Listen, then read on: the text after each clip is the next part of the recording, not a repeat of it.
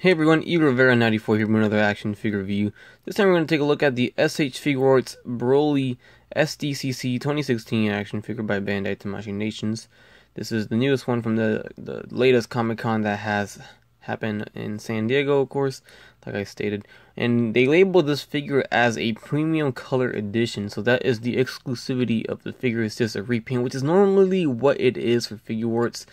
When it came to last year, we had the Goku, which was repainted, but it did have a new sculpt face, added on. So it had an extra added on accessory. That was the first time that's ever happened.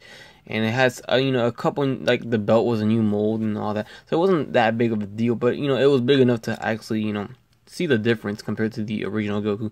This one, it's just paint, pretty much. Everything's the same. Accessories, faces are all the same. And it's just the paint that's different here. So here we have the Comic-Con logo on the bottom here.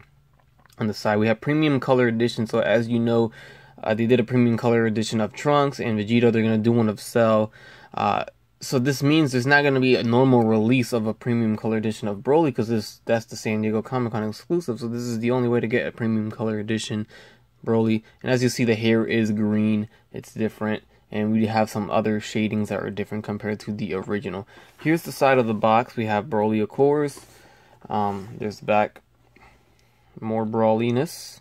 So premium color edition, some poses there, and then there's that side once again, and there you have it. If you want to look at the top, Legendary Super Saiyan, and that's it. So let's go ahead and get Broly out the package and see what we got here. So you guys may or may not remember when I reviewed the original release of Broly, of course. I was a big fan of the figure. I was so stoked for it. It still is one of my favorite figures in the the DBZ SH Figuarts line. It's just, I think it's amazing. It's their first big figure for DBZ, and they knocked it out the ballpark. So this shares the exact same body, exact same mold, exact same articulation that I love. So of course I absolutely love the way it looks and it feels and how everything is, and he's just as good as the original release. The stones on his gauntlets right there and on his boots looking nice. I always liked how cool they made it look like an actual stone that was in there. Overall, the shading or the paint on the figure looks more paler to me. It looks more, you can see more dark shadows on the muscles, and it's just his skin tone is more pale compared to the original release. And I am going to compare it to the original release and show you guys up close, side to side, how they look, compared to each other. So we're going to go ahead and look at the accessories of the figures, which is exactly the same, keep in mind, as the original release. Nothing is new here, but just for the heck of it, we're going to show them again. And here we have these open hands. So we have the two fists are on the figure, and then we have these open hands for blasting effects.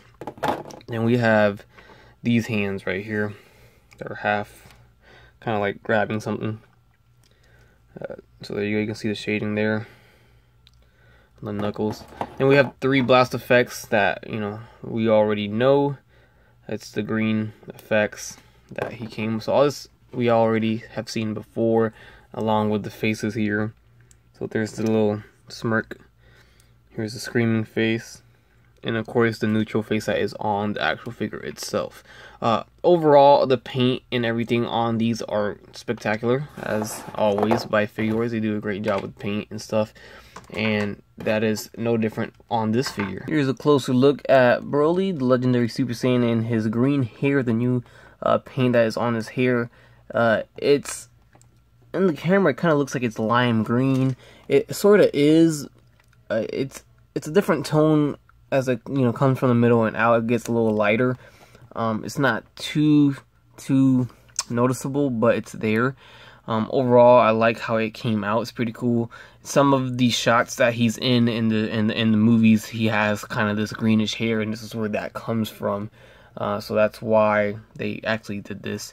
We're gonna go through the articulation, which we already know what it is, but I always gotta go through it. So here we have the head going left and right, goes up as much as the hair allows it to, goes down about this much, which is really good. You can see the joint on the back.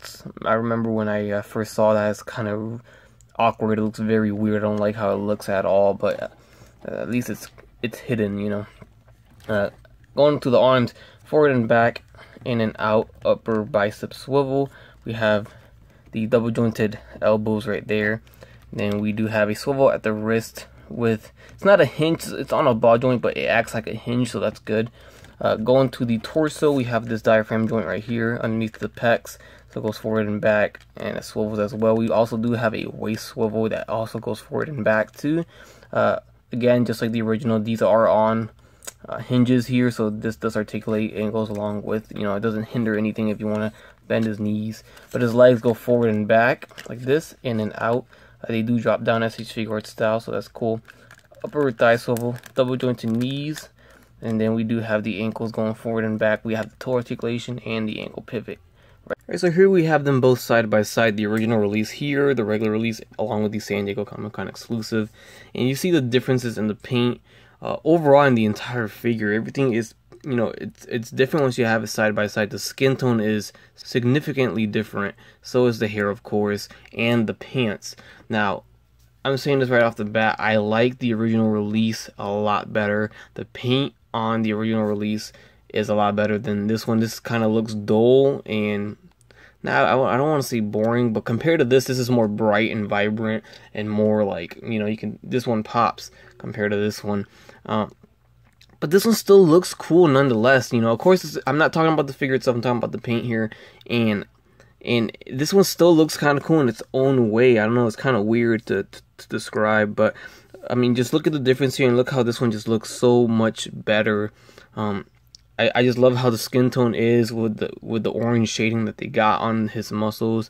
The pants have this blue shading on it, which is just it looks better than, you know, this gray, boring, you know, dull look to this one. And then the hair over here, the hair, I don't mind the green. Honestly, I don't mind the green, but I also didn't mind the way they did the original release, where they have the yellow hair and they have some green coming out from the from right here in the middle, and it almost looks like they're going for this effect, kinda, and it works. It looks really nice on the original release, and I actually prefer that better than this. But it's still cool to have both versions of Broly. You know, as a Dragon Ball Z fan, you're always gonna want every version of every character. At least I do.